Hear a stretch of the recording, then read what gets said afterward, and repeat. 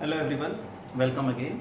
I am Dr. S. P. Gupta, Assistant Professor in ABS Institute of Technology, Ghaziabad. तो हम लोग पिछले video में कैलकुलेशन ऑफ nth डेरिवेटिव यानी बेसिक फॉर्मूलों को हम बनाना सीख रहे थे, जिनका यूज़ हम न्यूमेरिकल में अप्लाई करेंगे फॉर फाइंडिंग nth डेरिवेटिव। ठीक है, तो हमने अब तक 8 फॉर्मेशन बेसिक फॉर्मेशन को रेडी किया और डिफरेंट फॉर्म में मैं आपको लगातार समझाता रहा कि न्यूमेरिकल कैसा होगा जिसमें आपको ये फॉर्मूला इस्तेमाल करना है। साथ के साथ मैंने आपसे ये भी कहा कि आप लोगों के लिए कोई ये फिक्स रूल नहीं है कि न्यूमेरिकल ही आएगा। हो सकता है कि वो फॉर्मूले को एज ए न्यूमेरिकल दे दे कि nth डेरिवेटिव आप उसी फॉर्मूले का निकालिए। एंड देन थर्ड चीज़ मैंने आपको काउंटिंग में गिनवाई और मैंने कहा कि nth डेरिवेटिव हमारे पास फंक्शन कौन कौन से होंगे जिनका nth डेरिवेटिव फाइंड करना है। तो मैंने उसमें एग्जांपल आपके सामने लिया, भाई पॉलिनोमियल हो सकता है, लॉगरिथम हो सकता है ना, नेगेटिव पावर में हो सकता है, एक्सपोनेंशियल हो सकता है, ए टू द पावर हो सकता है, साइन कॉस हो सकता है। तो वो सारे फॉर्म मैंने बेसिक फॉर्मूले में मैंने आपको प्रूफ करके दिए। अब जो नंबर 9th है वो 9th nth derivative of e to the power ax sin bx plus c है। तो मैं पहले इसमें ये डिस्कस करूंगा आपसे कि ये जो टाइप मैंने आपको दी है इसको पहले समझिए। फंक्शन ये पूरा है, इस फंक्शन में अगर आप देखें वेरिएबल क्या है, सिर्फ और सिर्फ x है, यानी फंक्शन ऑफ वन वेरिएबल है। फंक्शन तो वन ही वेरिएबल है, लेकिन इसका पिछले टॉपिक या पिछले जितने भी मैंने फॉर्मेशन लिखवाई उनसे इसका क्या डिफरेंस है। वो डिफरेंस ये है कि ये प्रोडक्ट ऑफ टू फंक्शन है, इसमें दो फंक्शन का मल्टीप्लीकेशन है। एक है e to the power ax, दूसरा है sin bx प्लस c, है ना।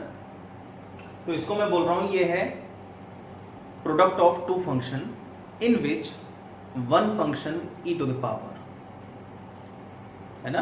यानी फॉर्मूला जो बन रहा है ये फिक्स्ड है, हर किसी के लिए नहीं है कि आपका एक्स स्क्वायर साइन के साथ आप ये लगा देंगे, नहीं। ये फिक्स हो गया कि e to the power ax एक फंक्शन होना चाहिए, दूसरा साइन होना चाहिए, तब ये फॉर्मूला आप अप्लाई करेंगे, जिसका मैं प्रूफ करने वाला हूं। और इसी मैनर में नंबर 10 बना है, उसमें साइन की जगह कॉस आ जाएगा। ठीक है, तो मैं इस 9th को कर रहा हूं, 10th रिजल्ट दूंगा, उसको आप अपने आप प्रूफ कीजिए ताकि आपकी प्रैक्टिस हो पाए फॉर्मेशन प्रूफ। तो इसका प्रूफ जो स्टार्ट कर रहा हूं मैं, कैसे हमें इसको करना है प्रूफ, तो तरीका थोड़ा सा वही है पुराना वाला। आपने इसको y मान लिया, e to the power ax sin bx plus c। ठीक है, आपने वन टाइम डिफरेंशिएट किया, क्योंकि ये प्रोडक्ट ऑफ टू फंक्शन है तो यहां फर्स्ट सेकंड अप्लाई होगा,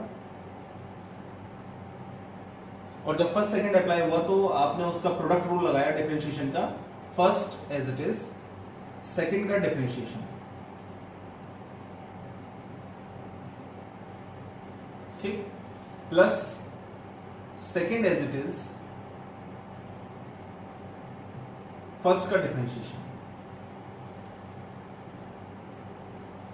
ये जब वन टाइम डिफरेंशिएशन हो गया तो इसमें कॉमन क्या है, e to the power ax, बचा क्या, b cos bx plus c plus a sin bx plus c। ये आपके पास y1 है ना। अब मैं इस y1 को जब डिफरेंशिएट करूंगा तो फिर फर्स्ट और ये पूरा हो गया सेकंड, या तो मैं इन दोनों को अलग अलग करके करूं, यानी यहां से करूं, तो ये भी मुझे दो टर्म देंगी, ये भी मुझे दो टर्म देंगी, तो टोटल हो गए y2 में 4। अब देखिए कॉन्फ्लिक्ट टर्म कहां कहां जा रही है। जब मैं नंबर 7 को करा रहा था मैं sin ax प्लस b को, तो वहां मैंने कहा आपसे problem is sine cos sine cos sine cos, तो मुझे क्या पता है nth पर क्या होगा। दूसरा मैंने कहा इसमें टर्म आ रही है, पहली प्लस फिर दो माइनस, तो मैं -1 की पावर जनरल फॉर्मूला में क्या रखूं। ये जब दिक्कतें मुझे महसूस हुई तो मैंने टारगेट सोचा कि क्यों ना मैं इसको 90 प्लस थीटा 180 प्लस थीटा उस फॉर्म में कन्वर्ट करके इसको साइन में ही बनाऊं, तो जनरल फॉर्म आ जाएगी और ये समस्या खत्म हो जाएगी। और वैसा ही हुआ, है ना। सेम ऐसे ही जब हम इस पर आए तो हमारे पास टारगेट है भाई e की पावर ax के साथ साइन है, तो फॉर्म में कहीं ना कहीं साइन ही रहना चाहिए। Point number 1। पॉइंट नंबर 2, कि जब मैंने इसका y1 निकाला तो y से y1 पर पहुंचने पर दो टर्म हैं। जब y1 को डिफरेंशिएट करोगे तो 4 टर्म आएंगी, 2 इससे फर्स्ट सेकंड, 2 इससे फर्स्ट सेकंड। y3 करोगे तो उन 4 टर्म को करोगे तो 4 दूनी 8 टर्म आएंगी y3 पे। तो कंपैरिजन कैसे करोगे? पॉइंट 2 समझ में आया कि कंपैरिजन कैसे करोगे भाई? ये कंपैरिजन के बाद ही तो nth बनता है और y3 तक आपको निकालना ही है, y1 y2 y3। तो प्रॉब्लम आई कहां पर कि कंपैरिजन कैसे होगा। नेक्स्ट प्रॉब्लम ये आती है कि भाई जब y3 पर 8 टर्म हैं तो yn पर कितनी होंगी? क्या डॉटेड करके दिखाना है फॉर्मूला? ये दिक्कत महसूस होती है। दूसरा साइन कॉस चल रहा है। अब जब ये सारी प्रॉब्लम्स इसमें आती हैं तो कहीं ना कहीं फिर वही चीज आई दिमाग में जो हमने यहाँ पे कुछ एक फॉर्मेशन सोचा था 90 प्लस थीटा 180 प्लस थीटा, वैसा ही हम यहाँ पर कुछ सोचें। तो जब यहाँ पर कुछ सोचने पर आते हैं तो भाई साइन और इसमें ऐसी टर्म में आप ले ही नहीं सकते कि आप एक ही उस पर फॉर्म पे 180 प्लस थीटा और 90 प्लस थीटा या 360 प्लस थीटा आप ले लें। तो प्लस थीटा वाला फॉर्मेशन तो गया। तो उसके अलावा मेरे पास क्या बचा? तो अब इस पूरी बात को समझाने के लिए मैं यहाँ पर स्टॉप करके रुका हूँ मैं कि आप ये समझ पाए कि जितनी पॉसिबिलिटीज हम सोच सकते थे वो इसमें अप्लाई नहीं होने वाली है फिलहाल अभी तक। तो नेक्स्ट हुआ कि क्यों ना मैं इस फॉर्म को, इस फंक्शन को एक सर्कलिक फॉर्म मान लूं। तो जब सर्कलिक फॉर्म में मान लूंगा तो वहां पर सर्कलिक फॉर्म में a और b थीटा एंगल में या पोलर फॉर्म में वो किसी के बराबर होते हैं। x और y जो कोऑर्डिनेट होते हैं पोलर फॉर्म के, r cos theta r sin theta. ये x और y ना होके मेरे पास ये दो फॉर्म है a और b। इन a और b की जगह में रिप्लेस कर दूंगा, है ना। तो यहां से मैं इसको सर्कलिक फॉर्म मानते हुए मैं इसमें अब चेंजेस करने वाला हूं। तो मैंने इस फॉर्म को अगर सर्कलिक माना तो मैं अब पुट करने वाला हूं मैं कि इसमें मैं पुटिंग में ले लूं मैं let a equals to r cos theta and b equals to r sin theta, so that सर्कलिक फॉर्म मान लेंगे।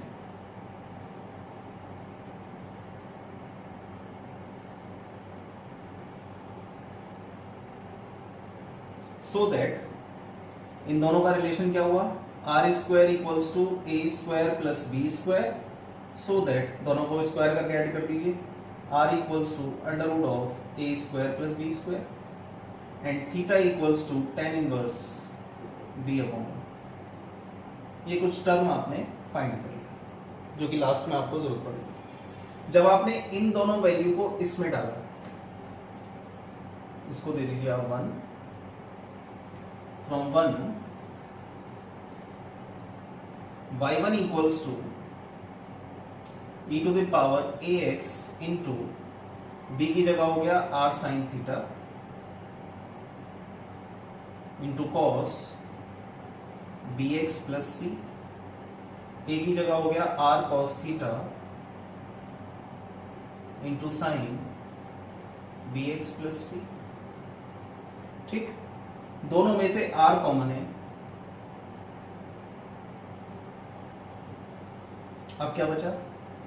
Sign theta cos bx plus c, cos theta sine bx plus c, right. तो अब इसको देखिए, sine a cos b plus cos a sine b, याद आ रहा है formation? Sine a plus b is equal to sine a cos b plus cos a sine b।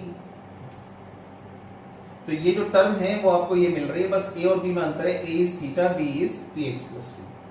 तो ये फॉर्म किस में कन्वर्ट हो गई? This one equals to r e to the power ax sine theta plus bx plus c।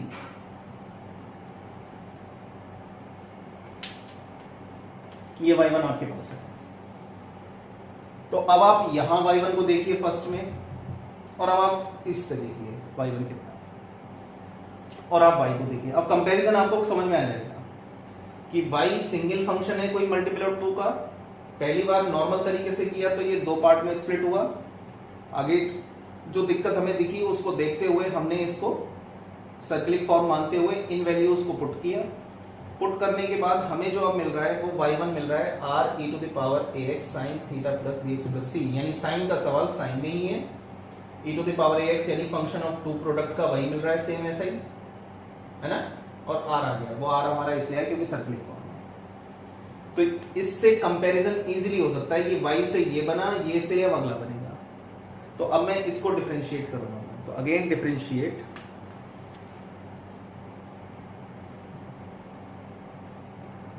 With respect to x, left में आ गया y2, ठीक है, और r के अंदर आपको पता है a और b है, क्लियर, और a और b कांस्टेंट टर्म है, तो ये तो कांस्टेंट है, ये तो बाहर रहा, और इसमें फिर दोबारा से फर्स्ट सेकंड लग गया, ठीक है, first as it is, second का आ गया cos theta plus bx plus c into b, है ना, x के रेस्पेक्ट में आप कर रहे हैं, plus sine theta plus bx plus c into e to the power ax into a। Done. इस बार भी कॉमन यही मिला, e to the power ax, क्या बचा b cos theta plus bx plus c plus a sine theta plus bx plus c, clear. और जो अभी आपने यहां पुट किया है अगेन पुट कर दिया, put a equals to r cos theta, b equals to r sine theta, r बाहर आ गया, ये बन गया आपका sine theta cos theta plus bx plus c plus cos theta sine theta plus bx plus c, ठीक। तो y2 आपको मिल गया r square e to the power ax sine 2 theta plus bx plus c, right. y1 differentiate, put, simplify, formation, ये आपके पास result है। तो y1 y2 आपने निकाल दिया। Similarly y3 equals to r cube e to the power ax sine 3 theta plus bx plus c, ये मिलेगा। और जब यही मिला तो इसके बेसिस पर nth अगर निकालें हम, तो nth अब आप देख सकते हैं y1 में आया है r की पावर 1, y2 में r की पावर 2, y3 में r की पावर 3, तो yn में r की पावर n, e की पावर ax, e की पावर ax, e की पावर ax, e की power ax, sine sine sine sine theta 2 theta 3 theta n theta plus bx plus c, right. तो ये हमने nth फॉर्म बना दिया इस फंक्शन का, लेकिन इसमें अभी भी कुछ हाइड है, वो क्या क्या है, r और थीटा। तो r और थीटा हमने कहीं निकाले हैं, ये r की वैल्यू, ये थीटा की वैल्यू, क्योंकि सवाल में r थीटा नहीं होगा, उसमें होगा a और b, मैं अभी लिख के बता दूंगा। तो इसमें a और b की फॉर्म में डाल दिया आपने, तो yn क्या बना, a square plus b square to the power n by 2, r का मतलब अंडर रूट पावर हाफ, तो n बाई 2 हो गया, e की power ax sine n tan inverse b upon a plus bx plus c।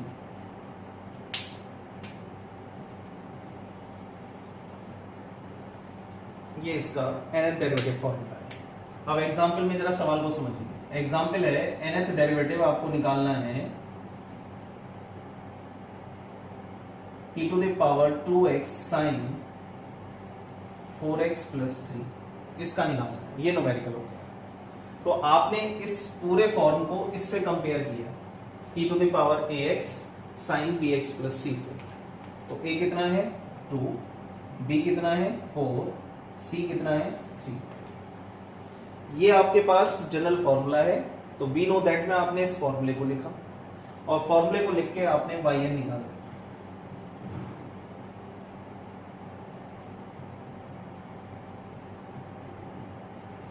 A square plus B square 4, 2 का square 4, 4 का square 16, 16 plus 4 20, यानी 20 की पावर n बाई 2 e की power ax 2x sign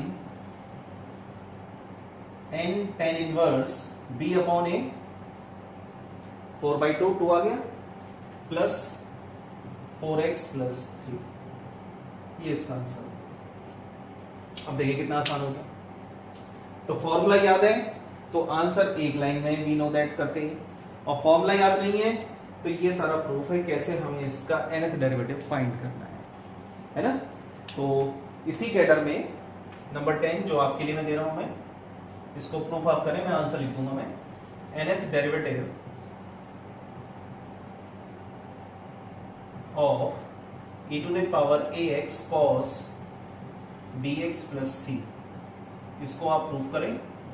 इसका yn है a square plus b square to the power n by 2 e to the power ax cos n tan inverse b upon a plus bx plus c।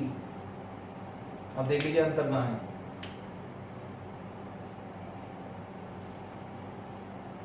है ना। Formation के result में अंतर सिर्फ sign और cos का है, तो सेम प्रूफ होगा। यहां आया है साइन a प्लस बी का, वहां जाएगा कॉस a प्लस बी का, अंतर इतना है। यानी जब आप वैल्यू a और b की पुट कर देंगे तो वो जो फॉर्मूला बनेगा वो कॉस a प्लस बी का होगा। तो ये तो नंबर 9 एंड नंबर 10, इसको आप प्रूफ करें, मैंने आंसर लिख दिया, सेम ऐसे ही प्रूफ होगा। अब हम आते हैं इसके लास्ट टाइप पर, बेसिक फॉर्मूले की, नंबर 11।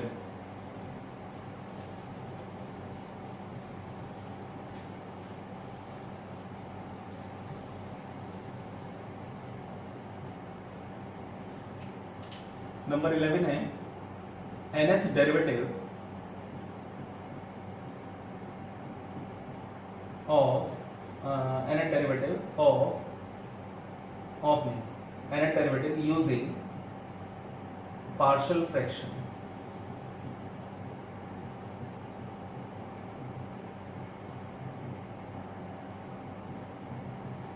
तो आप में से मैक्सिमम लोग पार्शियल फ्रैक्शन निकालना जानते हैं। 12th में आपको बताया गया है कि पार्शियल फ्रैक्शन कैसे निकाला जाता है। यानी आपके पास कोई पॉलिनोमियल है और पॉलिनोमियल डिनोमिनेटर बेस्ड है, न्यूमरेटर अपॉन डिनोमिनेटर। फंक्शन जो है वो है न्यूमरेटर अपॉन डिनोमिनेटर बेस्ड। यानी आपके पास fx जो है वो मान लीजिए वो आपको दिया गया है, फंक्शन है न्यूमरेटर अपॉन डिनोमिनेटर। इस फॉर्म में आपके पास फंक्शन है, और ये जो डिनोमिनेटर है ये भी सिंगल नहीं है, लीनियर नहीं है, ये फैक्टर फॉर्म में है या कंबाइंड एक पॉलिनोमियल है, पावर 2 पावर 3 इस फॉर्म में है ना। ये चीज किस में है, लीनियर नहीं है, पावर 2 3 4 इस टर्म में है, एक्स का पॉलिनोमियल है। तो अगर न्यूमेरिकल इस फंक्शन में है, न्यूमरेटर अपॉन डिनोमिनेटर की फॉर्म है, तो आपके पास रूल आता है पार्शियल फ्रैक्शन। यानी आप पहले इस फंक्शन में इस डिनोमिनेटर के फैक्टर करें, लीनियर फैक्टर। जब लीनियर फैक्टर हो जाएं उसके बाद आप पार्शियल फ्रैक्शन का रूल लगाएं और इन फैक्टर्स को सेपरेट कर दें। जब ये फैक्टर्स सेपरेट हो जाएं तो उसके बाद जो आपने ये पीछे 10 फॉर्मेशन अभी सीखे हैं, इनमें से कुछ फॉर्मेशन अप्लाई कर दें। वो कौन से हैं वो मैं अभी लिखवाता हूं, है ना। तो बाय यूजिंग पार्शियल फ्रैक्शन पहले ये समझना होगा। यानी आपको मैं बता दूं नंबर 10, नंबर 9, नंबर 11 ये इंपॉर्टेंट फॉर्म है, ये इंपॉर्टेंट फॉर्म है। न्यूमेरिकल में ये आ जाती हैं और न्यूमेरिकल इसके लंबे होते हैं। क्यों? क्योंकि पार्शियल फ्रैक्शन पुराना फॉर्मेशन है 12th का। तो पार्शियल फ्रैक्शन लगाना कितनों को आता है, कितने क्या गलती करते हैं, एबीसी निकालने में गलती कर देते हैं, कोफिशिएंट्स की वैल्यू जो उसमें आती है पार्शियल फ्रैक्शन से। तो ये सारी चीजें इसमें अप्लाई करना है। तो पहले मुझे ये समझाना जरूरी है कि भाई nth derivative using partial fraction का मतलब क्या है। फंक्शन कैसा गिवन होगा, न्यूमरेटर अपॉन डिनोमिनेटर। डिनोमिनेटर कैसा गिवन होगा, पॉलिनोमियल होगा। वो भी किस पावर का, 2 3 4 इस तरह की पावर का पॉलिनोमियल होगा। आपको क्या करना है, आपको इसके फैक्टराइज्ड करना है, किसमें, इनटू लीनियर फैक्टर। जब आप इसको लीनियर फैक्टर में फैक्टराइज्ड कर देंगे, उसके बाद यूजिंग पार्शियल फ्रैक्शन आप इसको सेपरेट कर दीजिए। और जब ये सेपरेट हो जाए तो सेपरेट होने के बाद आप फॉलोइंग फॉर्मेशन को इसमें अप्लाई कर देंगे, है ना। तो इसकी कैसे करना है, मैं अब इसको मैं अब समझा रहा हूं, मैं इसमें लिख रहा हूं मैं। First we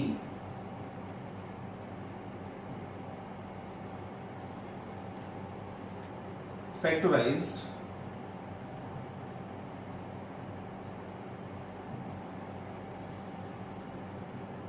the given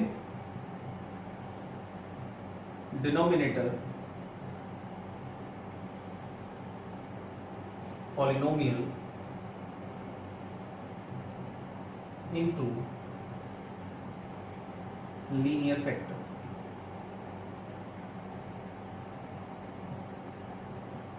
right पहला काम है कि जो पॉलिनोमियल दिया गया है डिनोमिनेटर में, इसके लीनियर फैक्टर करें, फैक्टराइज करें इसको। जब ये लीनियर फैक्टर में कन्वर्ट हो जाए, आफ्टर दैट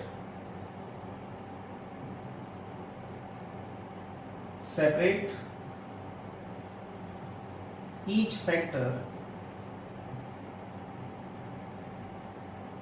या लीनियर फैक्टर लिख देता हूं, each linear factor using partial fraction method। Partial fraction method से इसको सेपरेट कर दें। जब ये सेपरेट हो जाएं, at last after partial fraction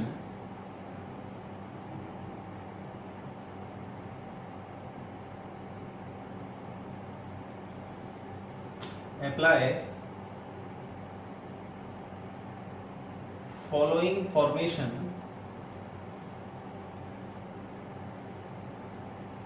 according to the given numerical। अब जो टर्म आई है आपकी न्यूमेरिकल में फ्रैक्शन होने के बाद, उसको देखते हुए ये जो मैं फॉर्मूले लिख रहा हूं मैं, उसके अकॉर्डिंग फॉर्मूला आप लगाएं। तो नंबर 1 क्या है, या तो टर्म होगी पावर ज्यादा में, यानी मैं पहले लिख देता हूं simple, dn of ax plus b to the power -1, या तो ये आएगा भाई पावर लीनियर है। मैं फॉर एग्जांपल लिख देता हूं मैं, एग्जांपल इसका, आपने फैक्टर किया, फैक्टर करके टर्म मिली आपके पास 1/3 इंटू 1/x माइनस 1, ये टर्म मिली। तो जब ये टर्म मिली तो आपने इसको लिख दिया 1/3x माइनस 1 की पावर -1। डन। तो आपके पास या तो ये फॉर्मूला बनेगा न्यूमेरिकल में पार्शियल फ्रैक्शन होने के बाद, ये फॉर्मूला बनता है, तो इसको इस फॉर्म को इस फॉर्मूले से सॉल्व करें। तो ये फॉर्मूला क्या है, याद है जो लिखवाया था पीछे, प्रूफ करवाया, -1 की पावर n, ठीक, याद रखिएगा y1 पे आया -1, y2 पे आया -1 -2, तो इस तरीके से आपको याद आ रहा होगा, factorial n a to the power n upon ax plus b to the power n plus 1, ठीक, y1 पे वो 2 हो रहा है। तो आप इस फॉर्मूले को इस्तेमाल करें। अब इसको कंपेयर करें, भाई a कितना है 1, इसको इससे कंपेयर किया, a कितना है 1, b कितना है -1, इसमें डाल दीजिए a और b की जगह, एनएल डेरिवेटिव सीधा निकल जाएगा। दूसरा पार्ट, आपके पास टाइप ये भी तो हो सकती है,